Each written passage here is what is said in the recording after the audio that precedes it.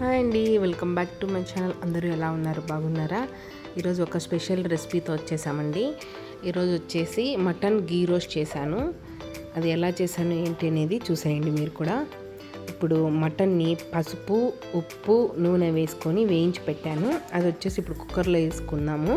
కుక్కర్లో వేసుకుని దీన్ని బాగా కొంచెం గ్లాస్ వాటర్ పోసి ఒక 8 విజిల్స్ పెట్టుకోవాలండి. అప్పుడు బాగా మెత్తగా అవుతుంది అన్నమాట. గ్లాస్ వాటర్ పోసేసి 8 విజిల్స్ పెట్టాలండి. మటన్ మెత్తగా అవుతే మంచిది కదా, తినడానికి కూడా బాగుంటుంది. అలా మెత్తగా ఉడికించుకోవాలన్నమాట. తర్వాత ఒక ప్యాన్లో నెయ్యి వేసేసుకొని ఇప్పుడు మసాలా ప్రిపేర్ చేసుకోవాలన్నమాట. ఫస్ట్ మనము గీ రోస్ట్ అన్నాం కాబట్టి మొత్తం నెయ్యే వాడాలి. నెయ్యి వాడితేనే దాని టేస్ట్ చాలా బాగా తెలుస్తుంది అన్నమాట మనకి. మరి ఎక్కువేం పట్టదు, కొంచెమే పడుతుంది. టేస్ట్ చాలా బాగుంటుంది నెయ్యితో చేసుకుంటే.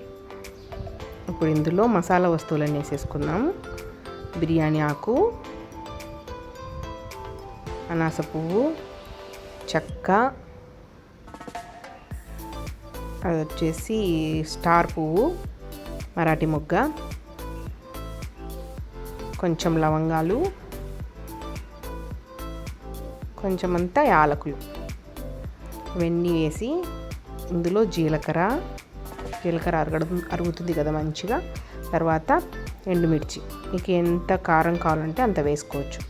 తర్వాత ధనియాలు, ఇవన్నీ వేసి మంచిగా రోస్ట్ చేయాలి. లో ఫ్లేమ్లో పెట్టి స్టవ్ని నెయ్యిలో బాగా రోస్ట్ చేసుకోవాలి వీటిని. ఇందులో పచ్చి కరివేపాకు కొంచెం బాగా రోస్ట్ కానివ్వాలి. వీటిని రోస్ట్ అయితేనే ఆ ఫ్లేవర్ అంతా బయటకు వచ్చి మంచి టేస్ట్ వస్తుంది అన్నమాట మటన్కి. చూడండి బాగా వేగిపోయి ఇప్పుడు వీటిని చల్లార్చి మిక్సీ పట్టేసుకుంటున్నాను నేను. ఏం వాటర్ పోయాల్సిన అవసరం లేదు. ఇలాగే డ్రై రోస్ట్ చేసి డ్రైగానే మంచిగా మిక్సీ పట్టాలండి. కచ్చా పచ్చాగానే ఉంటుంది, మరీ మెత్త పొడిలాగా అయితే రాదు. చూడండి అలా అయిపోతుంది అన్నమాట.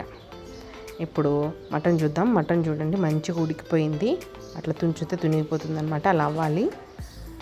ఇప్పుడు ఇందులో మళ్ళీ అదే ప్యాన్లో కొంచెం అంత నెయ్యి వేసేసుకుందాం. నెయ్యి వేసేసుకొని జీలకర్ర వేసేసుకుందాం.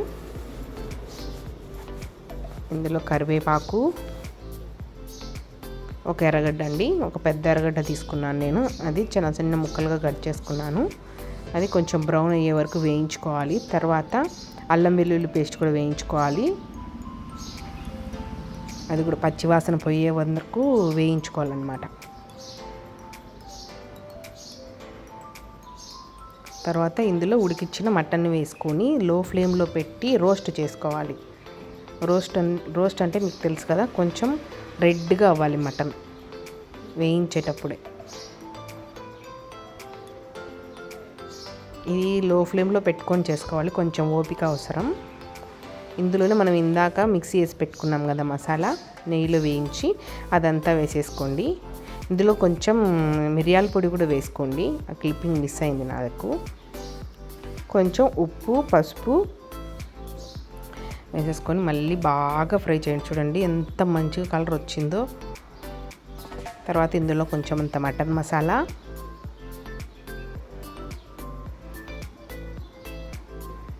కొంచెం అంత నిమ్మరసం,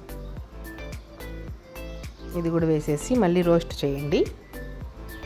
నిమ్మరసం వేసాక చేదు ఎక్కుతుందంట, అదేం ఉండదు, బాగుంటుంది. కొంచెం అంతే, ఒక 5 మినిట్స్ రోస్ట్ చేసేసేయండి. తర్వాత కరివేపాకు వేసేసి మళ్ళీ అలా రోస్ట్ చేసి డిష్ అవుట్ చేసుకోండి. చూడండి ఎంత బాగుందో. ఓకే, మరి ఈ వీడియో కనుక మీకు నచ్చినట్లయితే please subscribe to my channel.